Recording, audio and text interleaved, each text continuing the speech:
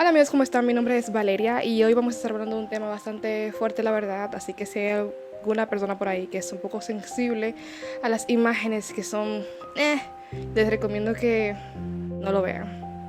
Hoy vamos a estar hablando de Issei Sagawa.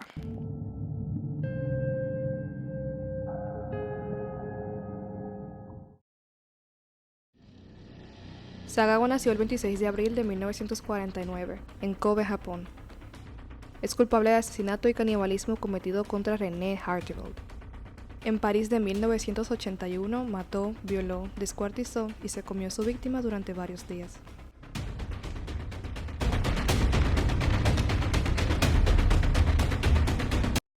Pero para entender esta historia hay que empezar desde el origen.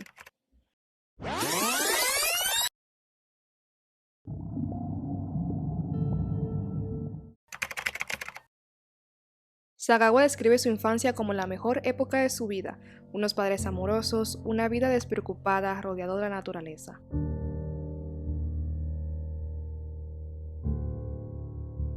Sagawa provenía de una familia adinerada, su papá era el presidente de una importante empresa de químicos.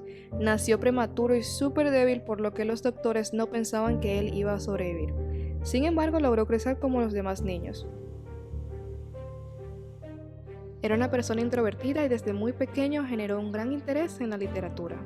En una entrevista realizada por Vice en 2011, la cual les voy a dejar en la cajita de información, Sagawa confesó que empezó a sentir deseos caníbales desde muy joven. Para aquella época, todo el tema del sexo era un tabú, por lo que Issei nunca recibió orientación acerca del tema. También cuenta que cuando tuvo su primera erección se sintió súper avergonzado, pensó que estaba aún enfermo y que, bueno, no sabía qué hacer básicamente, y que él ponía a su perro a lamerle, ya saben. Sagawa asistió a la Wako University en Tokio y completó la maestría de literatura inglesa. Él estaba obsesionado con las mujeres extranjeras, sobre todo si eran altas y blancas. Él mismo describe cómo las saboreaba y tenía un fuerte deseo de comérselas. A los 24 años, mientras aún iba a la universidad, siguió a una mujer alemana a su casa, la cual vivía en el mismo apartamento en el que la abuela de Sagawa solía vivir.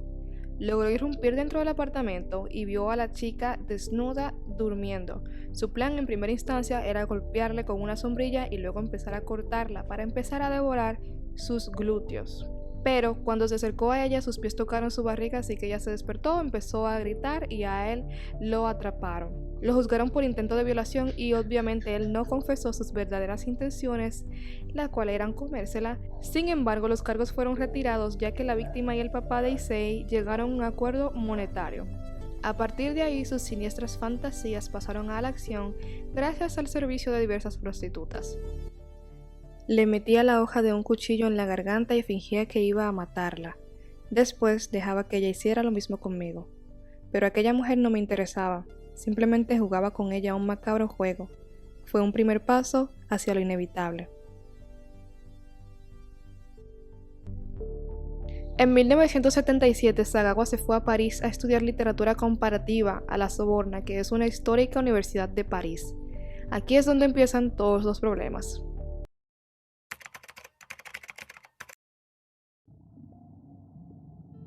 El 11 de junio de 1981, cuando Sagawa tenía 32 años, invitó a su compañera de clases René, quien en ese entonces tenía 25 años, a su casa con la mentira de que el profesor había dejado una tarea y que debían grabar poesía alemana. Él también dice que la eligió a ella por su belleza, altura, porte. No es ninguna mentira que Sagawa era una persona de bastante baja autoestima, por ser una persona que creció siendo débil, que era pequeño. Él tenía 4 pies con 9 y ella tenía 5'10". Él pesaba como 40 kilos, más o menos 80 libras, y siempre fue débil por la condición en la que nació. Tenía muchísimos problemas de autoestima y creo que eso lo hacía fijarse más en mujeres que eran totalmente lo contrario a él. Primero intenté besarla, como ya había hecho otras veces. René empezó a retroceder. Le hablé de mi adoración por ella y del amor que sentía en mí como un huracán, y ella siguió resistiéndose. Entonces sí se simuló buscar una botella de vino a la cocina para relajar la situación, etcétera, pero en lugar de aparecerse con una botella, se apareció con un rifle calibre 22. Y mientras ella estaba leyendo en voz alta, sentada en el escritorio, él le disparó desde atrás.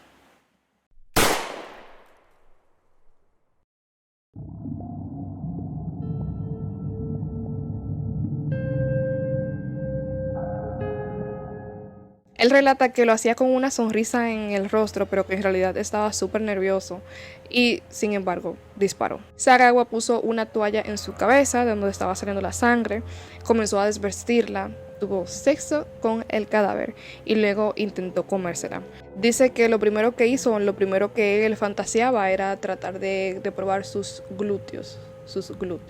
El derecho, para ser exactos, ya que él dice que el izquierdo, como estaba más cerca del corazón, tenía más sangre y a él le aterraba la sangre. Irónico.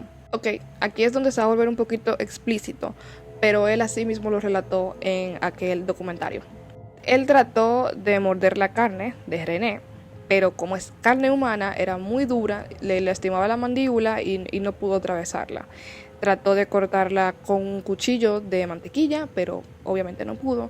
Y es aquí cuando él decide ir a la tienda, salirse de la casa y buscar un cuchillo para carne, un cuchillo curveado para carne.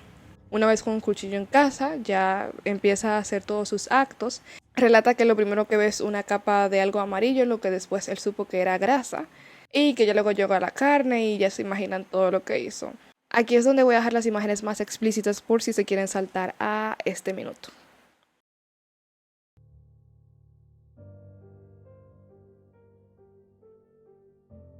Él comió parte de la carne y dejó la otra parte en la nevera. A través de los días fue cocinándose la carne con pimienta, con sal, etc. Y así mismo se la fue comiendo. Debido a que todo esto pasó en junio es uno de los meses, estamos de acuerdo, más calientes de todo el año, él estaba consciente de que él no podía quedarse tanto tiempo con esa carne en su casa, porque pues es carne, es un cadáver, iba a heder. Así es como Sagawa entendió que tenía que deshacerse del cuerpo. Así que pensó en cortarlo y así lo hizo, primero con el torso, luego las extremidades, etc. Y las echó todas en unas maletas, en 2 maletas, junto con sábanas llenas de sangre, etc. Pidió un taxi y lo irónico es que cuando el taxi llegó y estaba ayudando a Sagawa a bajar las maletas, el taxista le preguntó que si era un cuerpo que estaba en las maletas porque estaba muy pesado. Irónico. Y él les respondió que no, que eran libros, obviamente. Se dirigió al bosque de Bolonia, ya que ahí había un lago y planeaban arrojar las maletas ahí. Lo que él no tomó en cuenta es que a las 8 p.m. en Francia y en verano aún seguía de día. Así que en el bosque en el que él fue a deshacerse del cuerpo, había muchísimas personas todavía compartiendo, etc. Todo el mundo se le quedó mirando, esta persona con 2 maletas en el medio de un parque, o sea, what the fuck. Y pues bueno, siguió caminando hasta encontrar un lugar más desolado. A esa hora empezó a bajar el sol.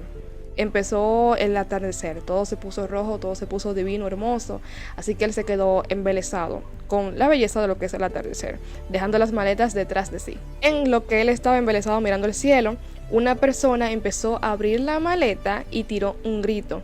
Cuando él miró hacia atrás se dio cuenta de que esa persona estaba abriendo la maleta y se estaba dando cuenta de que había un cadáver ahí. Así que le preguntó que si esa maleta era de él y él rápidamente por impulso le respondió que no, que eso no era de él, que él no sabía.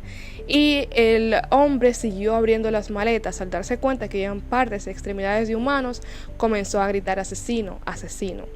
En esta parte no estoy clara si se lo empezó a gritar a él o se lo gritó a otra persona, pero como Sagawa lo relata, pareciera que él se lo estaba gritando a otra persona o que lo estaba gritando simplemente por gritarlo, ya que Sagawa logró irse de ahí, simplemente él cuenta que él caminó y se fue y ya.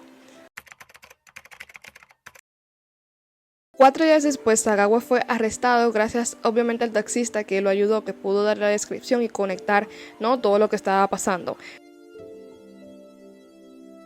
Sagawa fue arrestado e interrogado por varios psiquiatras y se determinó que tenía problemas mentales, que era un demente, y fue enviado a un pabellón psiquiátrico. Es decir, en lugar de mandarlo a la cárcel, se le mandó a un lugar en donde van personas con problemas mentales, dementes, que han cometido crímenes, porque a él se le diagnosticó como demente. El papá de Sagawa, que recordemos por tercera vez, es una persona adinerada, contrató a uno de los mejores abogados, obviamente, y se le dio solamente 2 años en aquel lugar. Pese a las pruebas y a la confesión, los informes psicológicos ayudaron a reducir la condena de Sagawa. Finalmente, el juez lo sentenció a 2 años y fue trasladado a la prisión de la Santé. Expertos de la época apuntan a que esta reducida sentencia puede deberse al multimillonario contrato entre la empresa de la familia de Sagawa y una empresa francesa también muy importante de la época. Luego de los 2 años fue liberado por encontrarse legalmente demente e incapaz de asistir a juicio. O sea que ni siquiera asistió a juicio. Después de que Issei fue dejado en libertad, comenzó a ser contactado por diferentes empresas para participar en artículos, libros, etc. Ha escrito 20 libros, entre ellos este cómic, en donde se describe todo lo que fue su historia. O bueno, su crimen. También fue contactado por diferentes artistas para dibujar, para pintar paisajes. Él también pintaba. Pero Issei relata que a él lo que le gustaba dibujar eran mujeres, porque seguía obsesionado con las mujeres. También fue actor porno, llegó a participar en varias películas porno. En aquella entrevista de hace 10 años, él relataba que le daba mucho miedo que esos deseos caníbales volvieran a surgir, pero que más que el deseo de comer carne humana, él quería ser asesinado, pero quería ser asesinado brutalmente. Él quería sufrir, y mucho más si era a manos de una mujer. Bueno amigos, esto fue todo por el caso de hoy, el caso del caníbal Issei Sagawa. Espero que les haya gustado, o por lo menos entretenido, que ustedes piensan. Es que es increíble, o sea, todo lo que le hizo a ella. Solamente 2 años duró y ni siquiera fue en una cárcel de verdad. Ya había intentado hacerlo con una chica y se le dejó libre. Encima de eso, sale de la cárcel y se le propone muchísimos empleos. O sea, básicamente tiene muchísimos libros.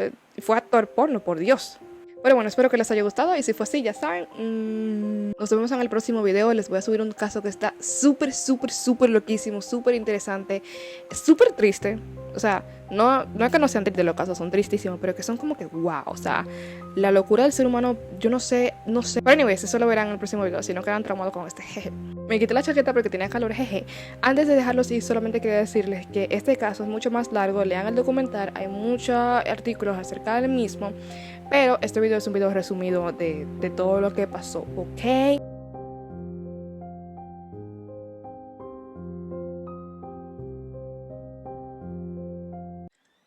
Uy, quietos.